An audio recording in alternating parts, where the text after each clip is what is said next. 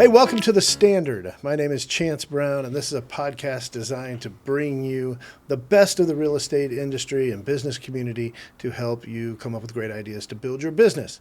My guest today, because why wouldn't we have our very first guest on the podcast be the guy who is typically behind the camera? We bring him out in front of the camera, Rusty Gates Media, and the Houston-made podcast and magazine. Welcome to The Standard, Rusty. This is an honor. Among all of my accomplishments, this is at the top. To be the guest number one. Guest number one. That's a big deal. It is. Whenever you're winning podcast awards, they'll be like, oh, but who's the first guy on that? Are there podcast awards? I assume. I feel like we should apply. I feel like it's one of those things where nobody knows about it, so we'll apply right. and we'll win one. We will win. There you go. Awesome. Love it. Hey, so the idea behind this podcast was really to kind of storytell around ways that we can build businesses better. And I think that never before in the history of ever have we needed video to tell those stories more. Yeah. You know, if you go back and you look at the way NAR specifically tracks things and calculates and does all their statistics, they've been telling agents for the better part of like 15, almost 20 years, you need to do more video. And approximately zero people have until like maybe COVID. Yeah. Like COVID kind of kickstarted people being like, oh shit, okay, we need to actually like get in front of a camera or do something. We can't have happy hours. Right. We better get on TikTok. Exactly. Yes. And so what I want to kind of talk to you about is I think it's important that people know your background and why I think that is super applicable to what we do. So why don't we start there and tell everybody the journey of one Rusty Gates. Sure. There's a lot of details that we don't have to spend all the time in, but for the sake of brevity, I'll say I actually started out in church work. I went to Dallas Baptist University, got a degree in English. I love words. That's evident, and it has been true for a long time. And then I went to seminary. I got a pastor's degree, a master of divinity. I'm a master of the divine. There you go. And did church work for a good number of years and loved that. It's what I always wanted to do. And I got a chance to do all the things I wanted to do because life sometimes just works out the way that it does. Ended up moving to Houston with my wife, where she's from. She's from out here in Cyprus. Went to school a block away from here, right. From basically K through 12. And when we moved here, just through happenstance, I ended up getting a job at an executive search firm that helped churches and nonprofits and schools find leaders. And so that was my first kind of taste of the business world. Got to see like what a real corporate environment was like, which is very different than kind of the soft skills of ministry, right? Very which is different. like 3 emails a day and a lunch, right? Not to demean it, but just to be like, that was my experience. And then I started working at this executive search firm where we were helping churches, nonprofits, schools find leaders, and really that first look at kind of corporate world of real work. And so I did that for 4 or 5 years. And then it was kind of through happenstance, we got to a point where I kind of had to make a career. I had to make a career move, and got to this point where I was really tired of being a salaried employee. Mm-hmm. Right. So just this idea of it didn't matter how well I was doing, like I wouldn't make more money if I crushed it. Right. Kind of hoping for a bonus at the end of the year.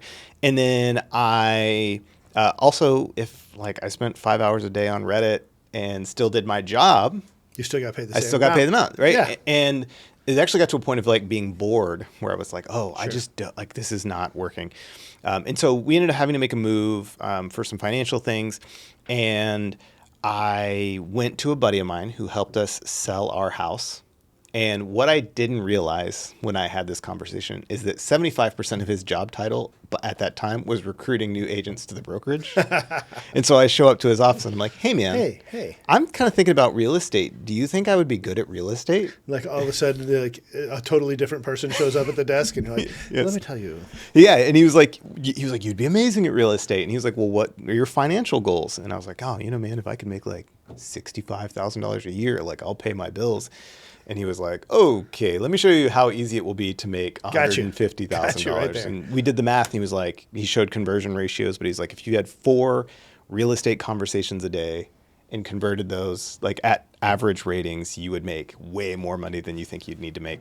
And so then I was like, all right, I'm in. And so then I was a realtor. I was an individual agent for 5 years, did really well. won Rookie of the Year, my first full year in the industry, and did that for a long time. And then, but I kind of always hated real estate. I was good at it. Hey, listen, it's easy to hate. Yeah, it's easy to hate. that's right. And so I took good care of my clients. I did a good job. I made a good amount of money. But through that process, I started making videos for my own real estate business, and I really fell in love with that. And Nice. so I realized I was like, oh, I really want to do this. And then I got opportunities to do that for friends who had small businesses outside of real estate. But eventually it kind of worked its way back around to where now I have 3 years into a media company where I have clients all across the country. And 75% of my business probably is within real estate, is realtors, lenders, title reps, etc. And and so now I travel the country making short form video for clients. I still think that your business card should say Master of the Divine. Put it on there. Just because it seems amazing. Like, that's the greatest title you could have. Yeah. Well, I am the Master of the Divine. you made a whole video today about talking about the letters that people put at their at did. the end. It should be Rusty Gates, MDiv. Yes. Okay, so let's talk about those first videos. Mm-hmm. How terrible were they? Not great. Yeah. Not great in Right? a lot of ways. But I think that that's an important lesson for most agents is you're not a movie star day one. No. But not you at all. weren't good at anything you did in real estate the first time, right? That's right. But there's, I don't know if it's the public nature of it that, oh, hey, I'm like putting myself out there, that really just talks people out of wanting to be on camera. Yeah. Yeah, people have so much anxiety around it. Yes. Right. We talk about this a lot of, as a realtor, you don't really sell houses. Right. Right. Right. People don't buy a house just to buy a house. They buy a house because they want a new beginning. They buy a house because of status, right? They want to prove something to their mom. Like, Right. look how far I've come. Right. They buy a house for, space or freedom, right? During COVID, people were like, I don't want you to tell me how many people can come over to my apartment. Like, I'm going to buy a house. So, like, people don't buy houses for house sake. That's not what you're selling. You're not selling houses. You're selling all those things: freedom, status, et cetera. Yep. I don't really sell videos. Like, I sell confidence. I sell fun because, like you said, like, people feel real anxiety around it. And the reason why people hire me is because I make that process not so miserable. Yeah, I used to always kind of joke with people like, listen, you don't want to get on camera because you think you look funny and you think you sound funny. Guess what? Your clients are going to meet you and they're going to know that you look funny and sound funny. Like, get over it. There's no hiding it. Just get over it. Yeah. You are who you are. Like, go do it. So let's talk. What were your first videos? So probably my first videos were really, the first time I really was like, I'm going to make videos. I'm going to do this consistently. Is I did a 30 days of Thanksgiving kind of thing where I got my phone. I just looked, at the camera on my crappy little iPhone, however many years ago that was, and would do, today I'm thankful for this. But I had been, you and I've talked a lot about stealing like an artist and just like borrowing from inspiration here and there. And there was a guy who was making these videos on YouTube that I really liked because I'm a nerd, about like Dungeons and Dragons. And he would talk about this stuff at a mile a minute. It was just like was so fast, like funnily fast. And so I was like, I want to fit, 3 pages worth of text in a 30-second video. I want to just like boom. And so Like the Micro Machines guy when we were kids? Yeah. So it was that. Today I want to talk about this, and I'm really thankful for that. And you can't do this. And Also, half the people listening to this have no idea what the hell I'm talking about when I say Micro Machines guy. yeah, when we were kids. we're That's very okay. much dated. I want to go off on that tangent so bad. I'm going to hold it back here. But yeah, so I did 30 days of Thanksgiving. And the funny thing about that was I had dropped my iPhone in some water at some point, not the toilet. And the microphone on there never really recovered. And so it sounded like I was across the room, so the audio was terrible. The video wasn't very good. They were weird and shaky and all this stuff. And but I did it, and I did probably like 30 of those videos. All right, so let's hit on something that you just talked about. And I was going to bring this up later, but we're here. Here we go. So let's go. Audio versus video. Which one's more important? Audio. This is the industry standard is audio, but I make them both good. As a videographer, Make right. them both good, but audio is powerful. Right. Yeah. Right. Okay. So that's what I, when we talk to people, like, they're shooting movies on iPhones now. Yeah. Like, they're doing really cool things with iPhones. Yeah, that's real. But also, you have to have like a decent mic. It is one of the fastest way, right? I do video presentations in these workshops on making videos. And my rule number one is clean your lens. Right. Right. Because when you are using your phone, it's so easy to get your oil and grease and dirt all over your camera. And so don't make people look through your filth. That's my rule number one. And the second easiest way to improve your video after cleaning your lens, so please clean your lens, is getting a mic. Even a cheap mic will make it dramatically better. Yeah. Yeah. Okay, cool. So you start making these videos, and then what happens? People come up to you and be like, hey, how'd you do that? Yeah, there was a little bit of that. Is I started making videos and just loved it. I went from kind of those talking to camera on my iPhone to saying, oh, I actually want to do this, but I didn't have a camera and I wanted to make better videos. And so I found an 18-year-old kid off of Instagram who was making these kind of anime fight style videos with a bunch of his buddies. And they were crazy and ridiculous and absurd and not the kind of video I needed to make. But what I saw is that this kid knew how to shoot. Yeah. And so I found, because I'd reached out to a videographer, it's like, hey, how much would it cost to make this kind of video? And the videographer's like, $1,200. And I was like, nope. Don't have that. I don't have that. I was, relatively new in the industry. And so I found this kid and I was like, hey, could we do this for like 200? And he was like, yeah, totally. And so the deal was, he would come with me. We would film. I had to go pick him up because he didn't $200 at 18 is $1,200. Yeah, for sure. That kid. Yeah. And then I would edit everything. And so I had him film.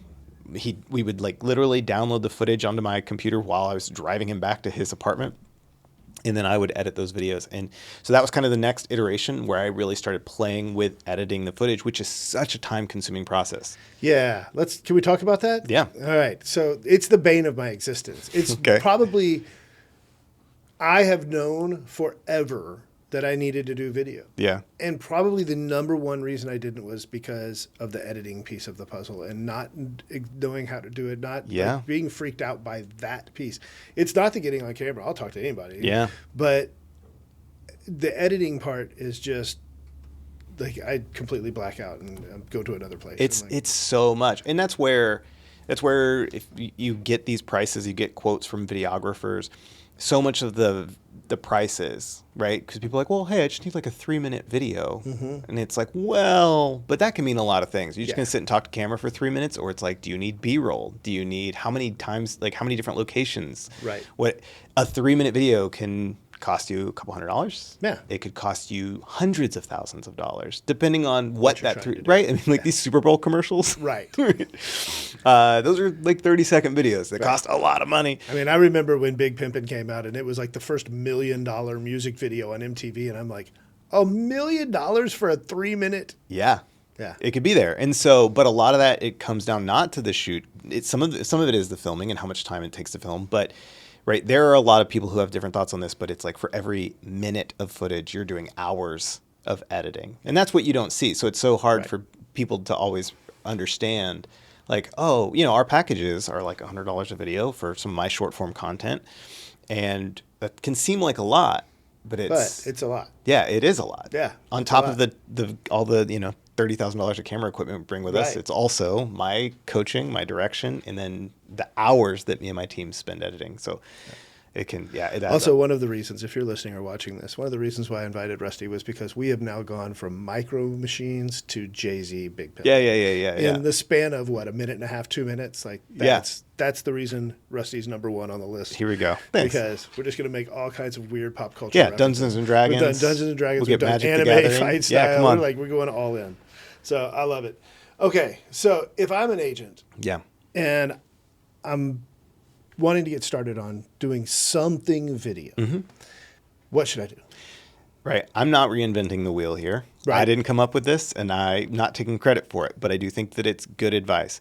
The first thing that you should do, absolute first thing, is you should start sending one-to-one videos on your phone to your clients, your friends. Like a video text message. That's right. That's simple. And yes, and I would say if you really want to get good at it, stop texting. There's obviously some places where it's going to be appropriate to text. Sure. But even if like your loved one, your spouse, your best friend has a question and it's just, hey, can you get eggs on the way home? pick up your phone, turn on the camera and say, yeah, I can get those eggs. I'll be home at this time. Boom, send. Because that's all it is. Right? When you're talking to camera, you're just talking to camera. I already hate you. I just want to read the response. Are you getting the eggs or not? Yeah. Right? But I get that that's obnoxious, but it builds the comfort level, right? Yeah, and you're getting reps in. Yeah. And this is where you're an exception. You were like, hey, can we do long form content? I was like, for Chance Brown, we can do long form content.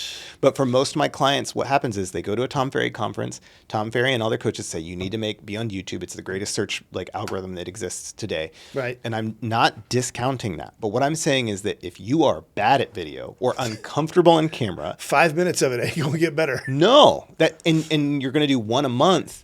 Right. The reps that you're getting in, you will not improve fast enough to see any kind of result.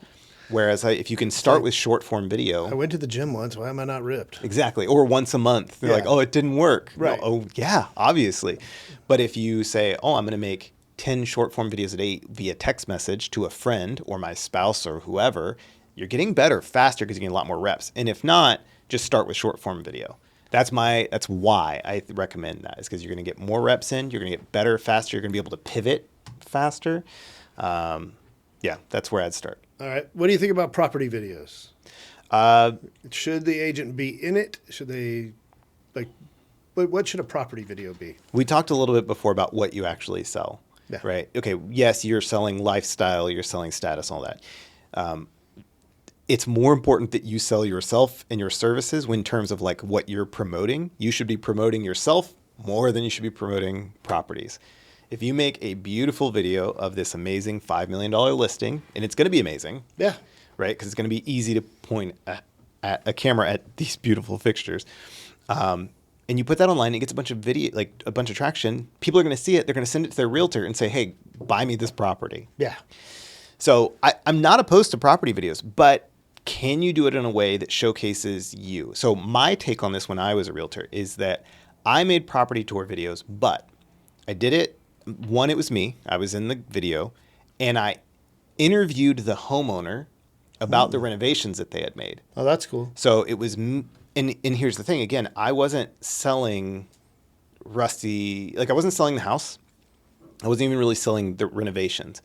What I wanted people to see in those videos is I wanted to see what it was like for me to interact with another human being. So what's Rusty like? Yeah. That's what I'm actually selling you, which you Right. don't know it because you're like, oh, wow, look at those penny tiles. Those are really nice. Yeah. But in those videos, you'd see me make my client laugh.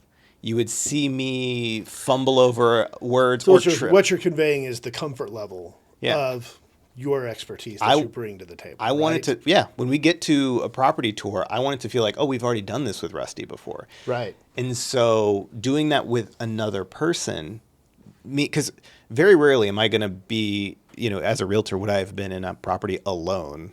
Correct. And you don't tour like this. No, here's this and here's that. And I'm not going to caress a countertop while walking through, telling you about this is da-da-da-da-da. All right. So can I tell you, and you're leading to something here that I think you are anyways.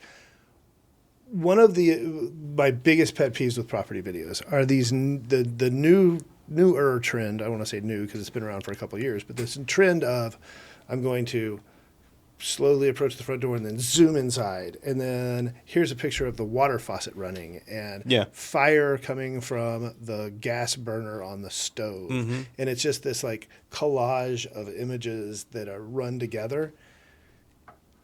That drives me crazy because I don't think it tells the story of the home. Yeah. And if I'm wanting to engage somebody, listen, if I'm buying $1 million listing, I feel relatively certain it's got a gas stove. Yeah. Right? Yeah. And I'm hoping. Electric burner. Certainly hoping that the water runs. Yeah. That's amazing. Right? I'm not buying a house. It's a given. Yeah. But what's the story of the home? I have the same problem with a lot of MLS listings where I feel like the order of the photos should walk you through the property. Yeah. But because we're told kitchens and bathrooms, yeah, you get that first. I do think, I have also been guilty of this whole thing of real estate's not all selling sunset. But there's actually a lot of things you could learn from those kind of obnoxious luxury realtors, which is when they do an open house, it's a party. Right.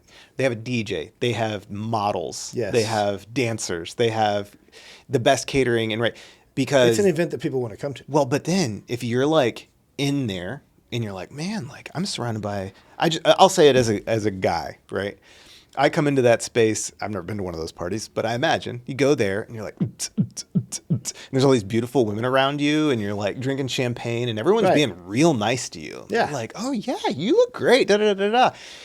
You're selling the idea that if I buy this house, This is how my life is going to be. This is what my every life will day. be like every day. And to your point, I'm going to live inside of an episode of Entourage. exactly right. Yes. Whereas, again, we're living in Houston, and a lot of our new developments are these beautiful master planned suburban communities. And there's a videographer out there. I think his name's Andre Restrepo. I forget the name of his company, but he does like cinematic lifestyle videos for listings where they will bring in actors to do Right. this, where it's, here's you picking your kid up from school because it's a block away. Right. Here's you on the walking trail.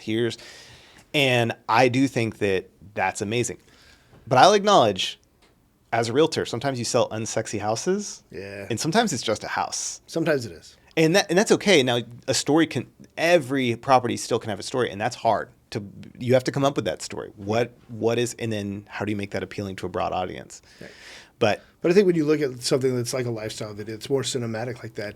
It allows people to imagine themselves there. yeah, Right? As opposed to, here's some crown molding. here's some crown Faucet that molding. runs. Oh, I want that crown molding. Dude, that's like one of my biggest pet peeves in all of real estate is I'm showing somebody a home and, there's crown molding. Or a realtor show, I'm not me because I don't Yeah. do this.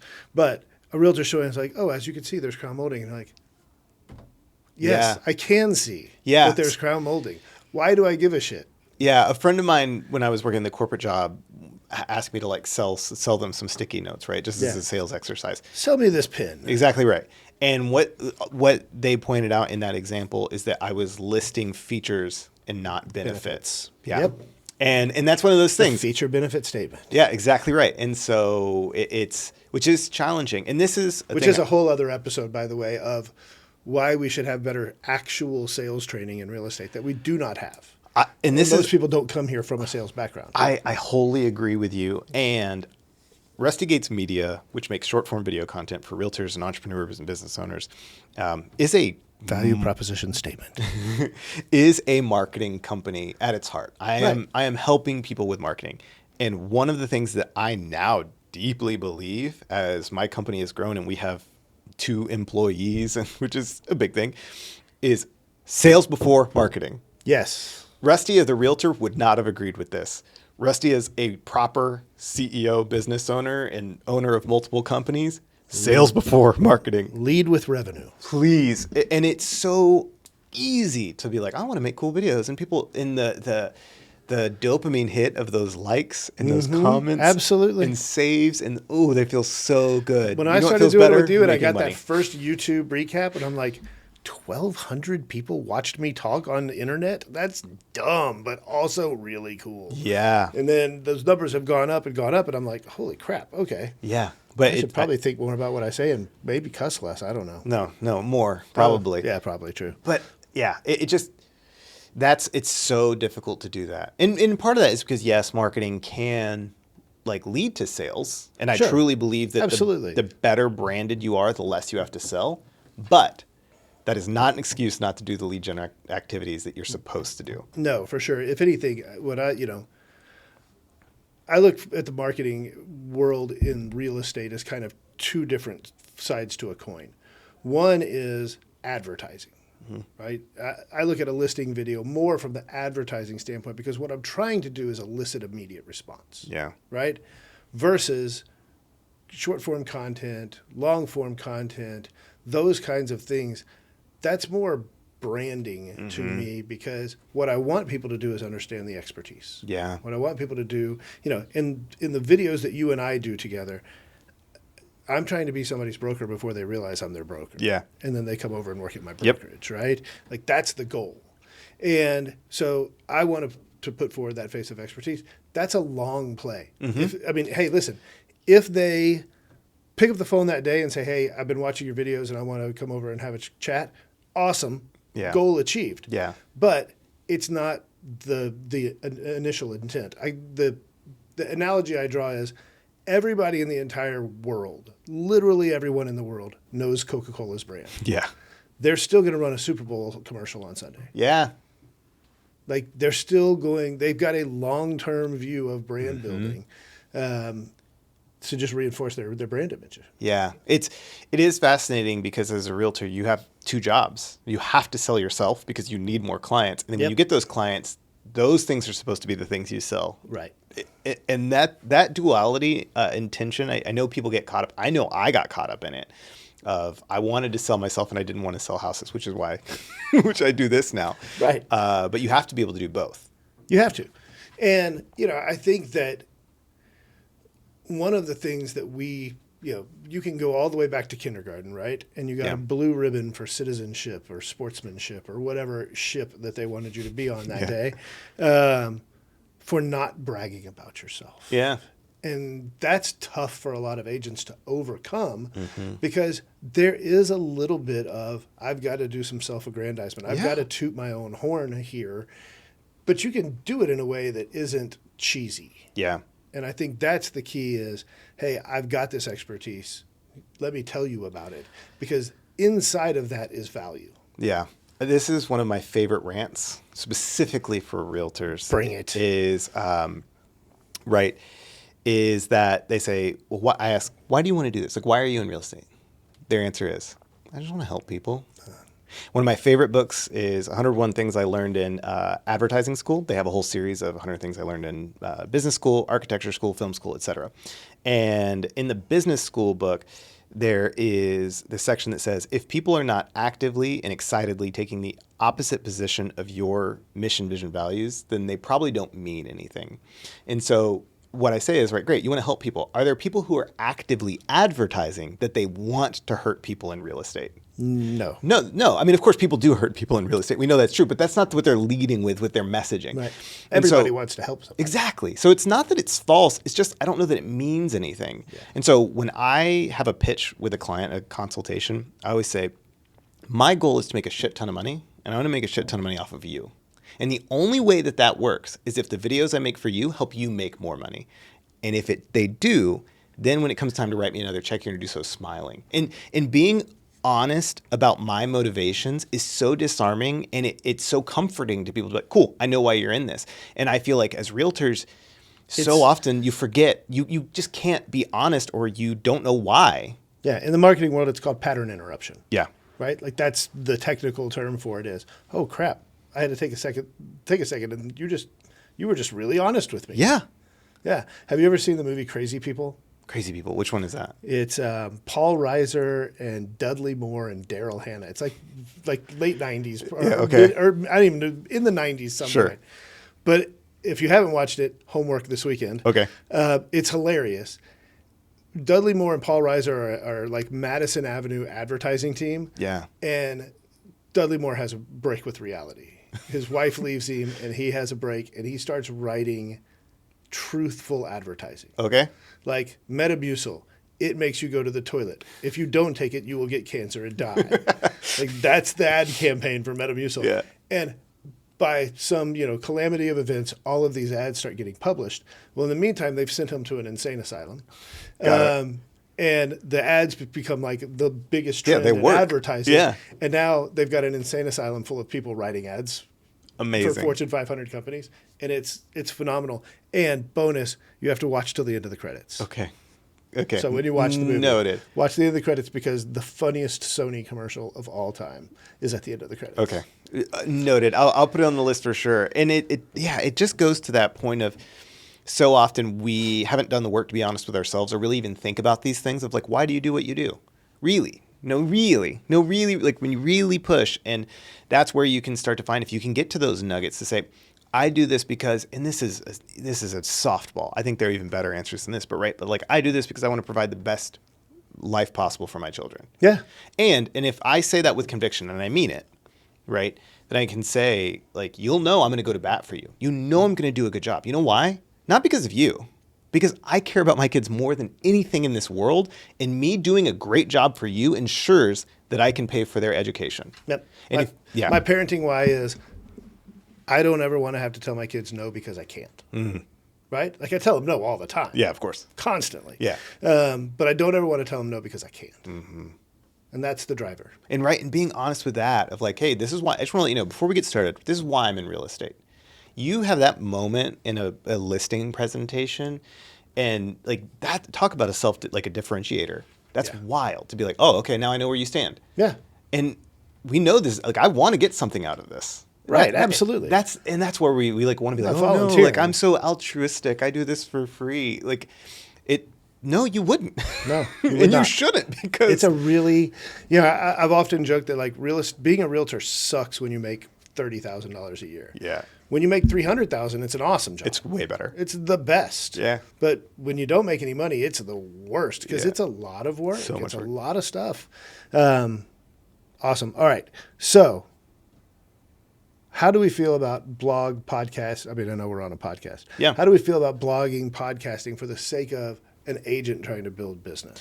So I started Houston Made Podcast, which now is in we're producing its 5th season. And it then turned into a magazine that corresponds with that. So I will be honest with that I did this and I did it very much as a way to talk about real estate without talking about real estate. So Houston Made is a podcast where I interview local Houston-based entrepreneurs and business owners about what it's like to be in the middle of that journey while I selfishly gain insights as I build my own business. Perfect. Right. So that's the intro to the show. And I tell people that's what I'm doing here.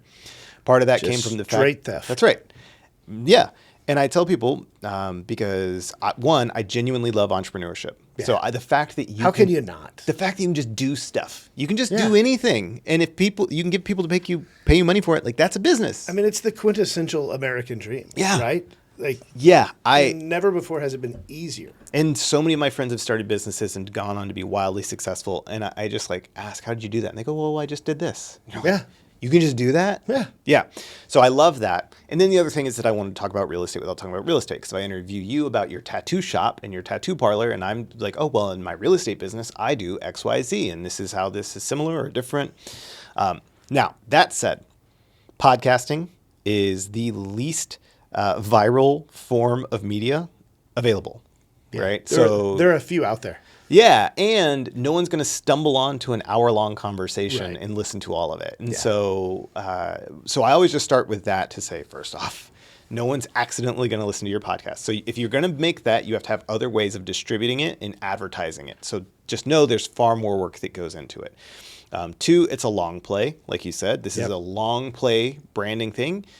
Pod fade is the term that they have for whenever people start a podcast and don't get past like episode 3 because it's a very real thing.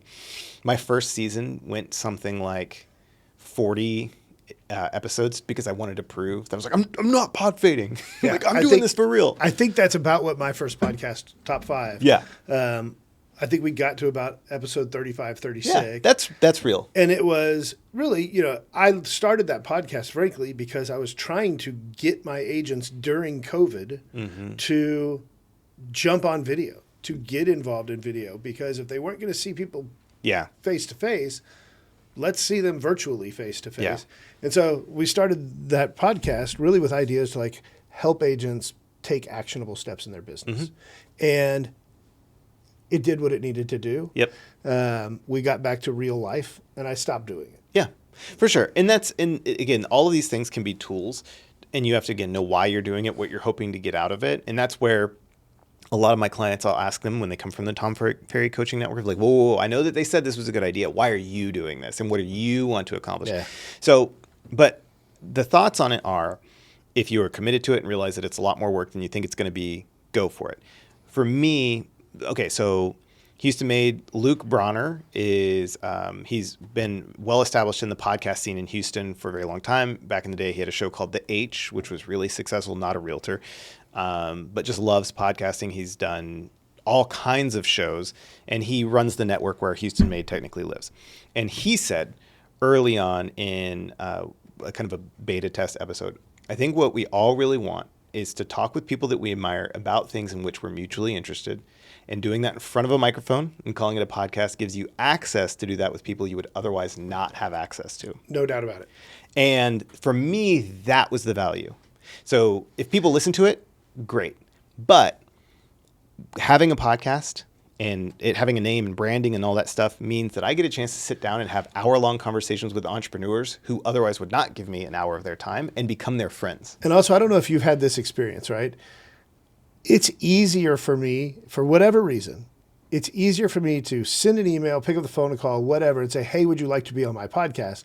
Than it is to be like, hey, would you like to share all your secrets with me? Yeah, Or, exactly hey, would right. you like to just hang out and talk Because for an hour on the phone? You're offering them a platform versus asking them to give you things. Yeah. And so it's an offering versus a request, and that makes all the difference. And now, I have the cell phone number of 60 plus entrepreneurs and business owners across Houston that I would consider friends, not like take me to the airport friends. Right. But if I have a quick question or need a recommendation for a CPA or something. You can pick up the phone and call. Yeah, exactly right. Yeah. And that was the value. One of the great things about Top 5, especially because all the people that I was interviewing were also sitting around not talking to people in person, was I really got to, for the first time, meet and say thank you to a lot of the people who were in the industry when I first started that I stole their shit and made it my own. And I got to actually interview them. I mean, I got to interview a New York Times bestselling author, which was super cool. Mm-hmm. And hilariously, all because I made a joke at a training he did before he was a superstar. Yeah. And I reminded him in the email, and he's like, I actually remember that. And I was like, that's okay, amazing. Cool. So, but yeah, to me, it just makes it easier to make the approach. That's right. So I'd say for all those things, if you just recognize it can be difficult, understand that most of the benefit are indirect benefits. Right. Very few people are going to listen to it or watch it, but the people who do, that's really going to strengthen your relationship with those people. Yeah. So it's that one's, I think podcasting, the blog type long form stuff is about going deeper with the people that do watch as opposed to going wider with some of your short form video content. Yeah. Yeah. That's great. All right. Anything else that we need to add to this, that if you had a message you wanted to get out to an agent about video other than just go make video Yeah. and don't let it suck, what would that be? Yeah, I mean, clean your lens. Clean your damn lens. Yes, clean your lens. Just please clean your lens. That's absolutely number one. I'm going to get a clean your lens tattoo. You know what? I'm saying it right now on the record. A clean your lens tattoo is going on my body for sure. It's going to say number one, clean your lens. I think you should go like Post Malone style, right? Right under clean the eye. Your under lens. the eye. Yeah, I think there's that. If you want to do these things, you can do them.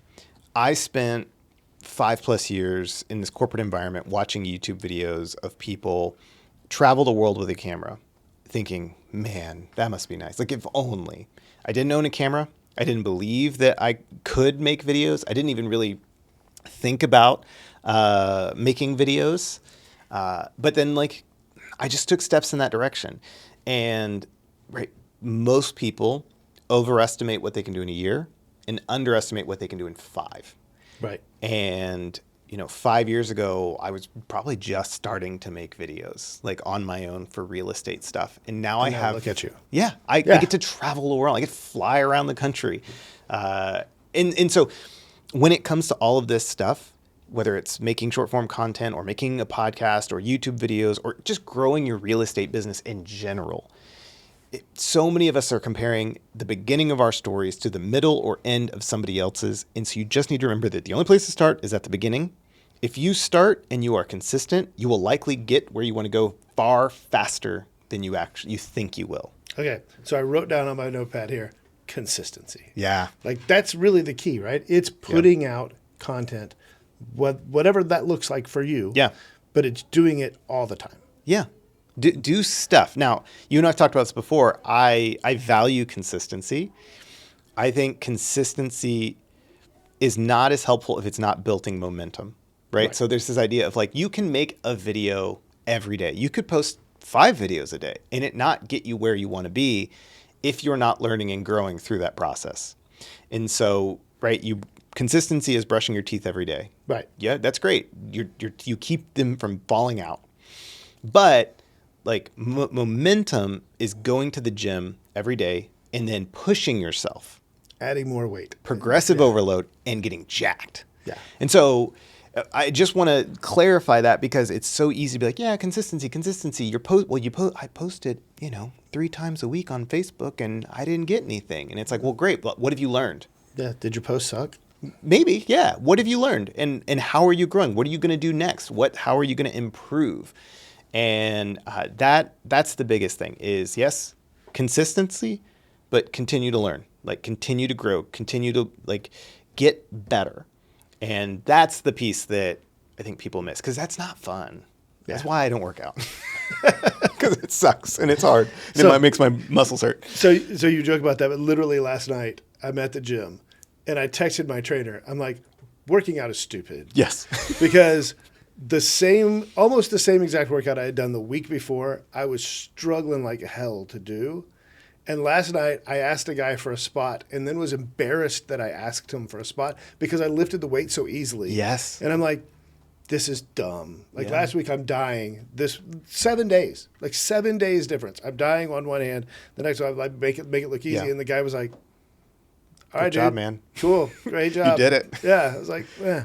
But it's just that idea of you have to put yourself in uncomfortable situations to grow. You have to face your own ignorance. You have to be willing to say, I am ignorant. I don't know what I know. That's right. And that's painful to our egos. But then you get better. And I'll tell you the second part of that, and this is actually part of our teaching philosophy at our brokerage, right?